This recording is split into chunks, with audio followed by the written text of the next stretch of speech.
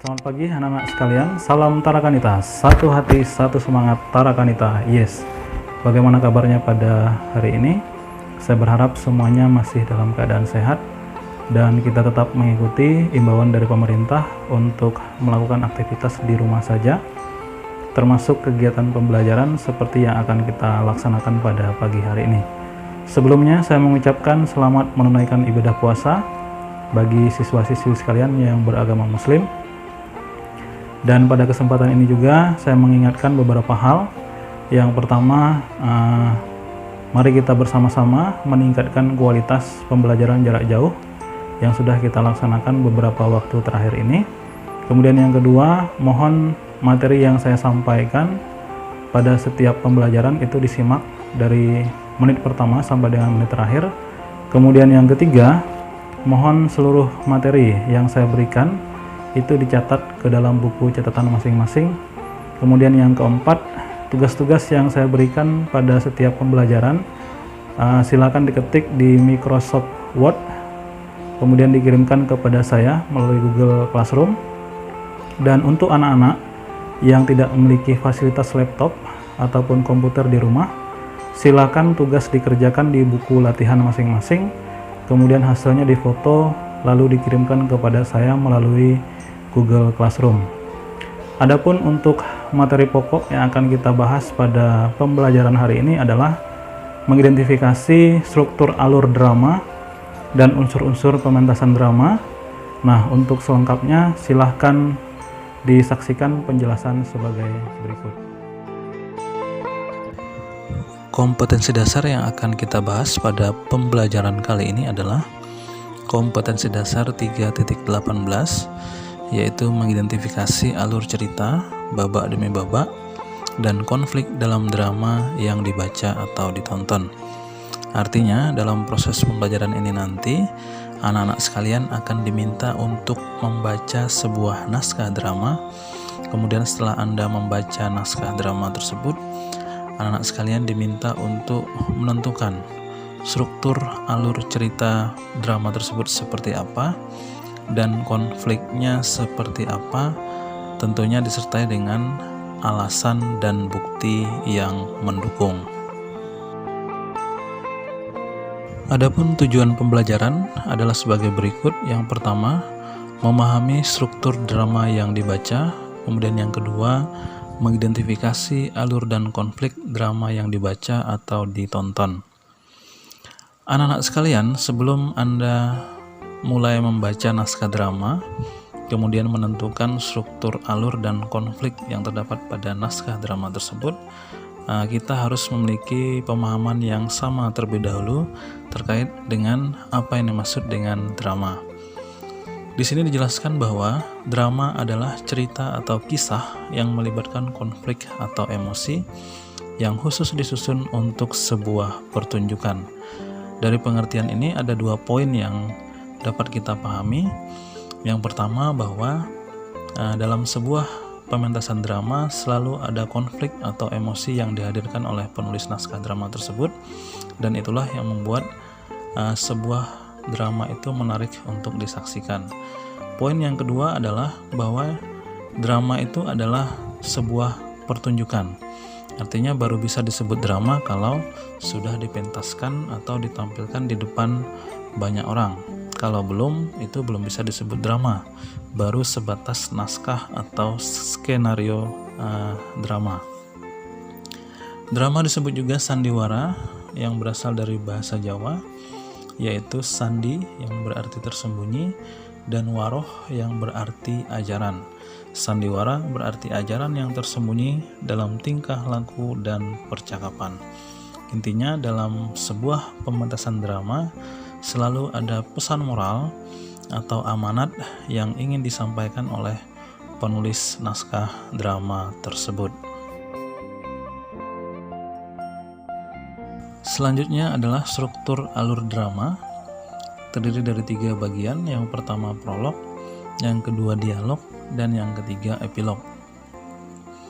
Prolog bisa juga disebut sebagai pengantar sebuah pementasan drama. Isinya ada 2 bagian. Yang pertama pengenalan tokoh-tokoh, Kemudian yang kedua, penggambaran singkat terkait dengan latar waktu, tempat, dan suasana. Bagian yang kedua, dialog. Dialog ini terdiri dari yang pertama orientasi, yaitu latar belakang munculnya berbagai permasalahan dalam sebuah pementasan drama.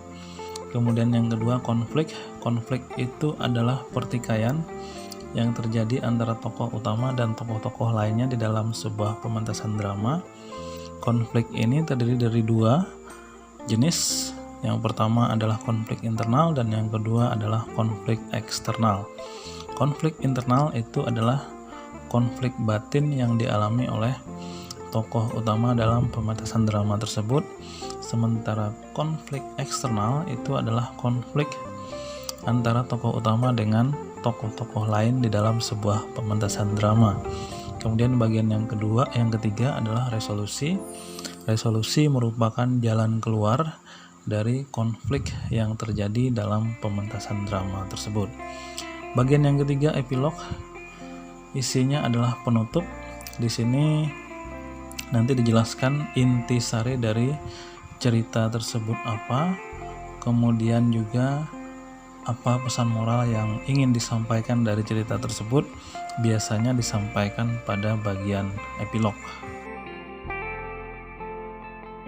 Selanjutnya adalah unsur drama.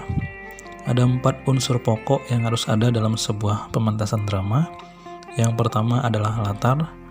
Latar ini terdiri dari yang pertama latar tempat, fungsinya untuk menjelaskan di mana peristiwa terjadi. Kemudian yang kedua, latar waktu, berfungsi untuk menjelaskan kapan peristiwa terjadi. Dan yang ketiga, latar suasana, berfungsi untuk menggambarkan bagaimana suasana ketika peristiwa terjadi. Kemudian unsur yang kedua adalah penokohan. Untuk penokohan di sini terbagi menjadi 4 bagian. Yang pertama adalah tokoh idaman. Yang dimaksud dengan tokoh idaman adalah tokoh yang berperan sebagai pahlawan dengan karakternya yang gagah, berkeadilan, atau terpuji. Kemudian yang kedua, tokoh gagal. Yang dimaksud dengan tokoh gagal adalah tokoh yang mempunyai pendirian yang bertentangan dengan tokoh lain. Nah, kehadiran tokoh ini berfungsi untuk menegaskan tokoh lain dalam pementasan drama tersebut. Yang ketiga adalah tokoh statis. Yang dimaksud dengan tokoh statis adalah tokoh yang memiliki peran yang tetap sama tanpa perubahan mulai dari awal hingga akhir cerita dalam sebuah pementasan drama. Misalnya ketika dalam pementasan drama tersebut ada salah satu tokoh yang berperan sebagai seorang koruptor, maka nanti dari awal sampai akhir cerita tokoh tersebut tetap menjadi seorang koruptor. Kemudian yang terakhir adalah tokoh berkembang. Yang dimaksud dengan tokoh berkembang adalah tokoh yang mengalami perubahan karakter, misalnya dari setia ke berkhianat, dari yang bernasib sengsara menjadi kaya raya, dari yang semula adalah seorang koruptor menjadi orang yang saleh dan budiman. Kita lanjut ke unsur yang berikutnya, yaitu dialog. Nah, ketika membuat dialog atau ketika Anda membaca dialog naskah drama, maka ada 2 hal yang perlu diperhatikan. Yang pertama adalah dialog menunjang gerak laku tokoh. Artinya, dialog harus dapat mengungkapkan pikiran-pikiran serta perasaan-perasaan para tokoh yang berperan di atas pentas. Kemudian hal kedua yang harus diperhatikan adalah dialog itu harus tajam dan terbit. Tajam dan terbit artinya adalah tidak ada kata yang terbuang begitu saja. Para tokoh berbicara dengan jelas dan tepat sasaran. Dialog disampaikan secara wajar dan alamiah. Tidak ada yang dilebih-lebihkan. Kemudian unsur yang terakhir adalah tema dan amanat. Tema dan amanat ini sebagaimana sudah kita pahami bersama, isinya adalah gagasan umum atau ajaran moral yang ingin disampaikan oleh penulis naskah drama tersebut melalui pementasan drama yang dilakukan. Baiklah anak-anak sekalian, saya rasa demikian yang dapat saya sampaikan terkait dengan struktur, alur, dan juga unsur-unsur pokok yang harus ada dalam sebuah pementasan drama. Untuk selanjutnya saya berikan tugas. Silakan Anda baca naskah drama berjudul Panembahan Reso karya W.S. Rendra. Pada buku paket silakan nanti Anda cari. Kemudian setelah Anda membaca naskah drama tersebut, silakan Anda menjawab pertanyaan berikut. Tentukan struktur alur teks drama tersebut yang meliputi prolog, orientasi, komplikasi, resolusi, dan epilog. Untuk jawabannya, sebelum Anda menjawab, silakan Anda salin terlebih dahulu tabel yang saya tampilkan pada slide ini pada Microsoft Word ataupun pada buku latihan bagi Anda yang tidak memiliki fasilitas laptop ataupun komputer di rumah.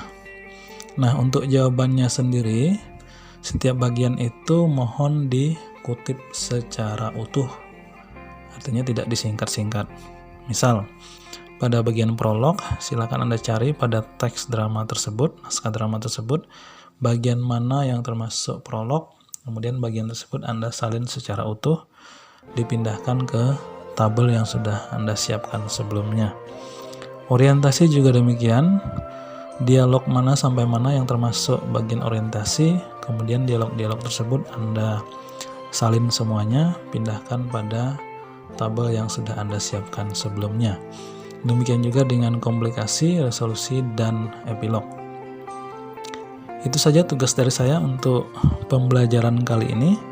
Silakan dikerjakan dan jangan ditunda-tunda agar tugas Anda tidak menumpuk. Demikian, selamat mengerjakan. Baiklah anak sekalian, demikian pembelajaran kita pada hari ini. Semoga apa yang sudah saya sampaikan bermanfaat dan dapat diterapkan dalam kehidupan sehari-hari. Kemudian saya ingatkan kembali untuk tetap menjaga kesehatan dan senantiasa tetap berada di rumah. Saya akhiri, sampai jumpa pada pembelajaran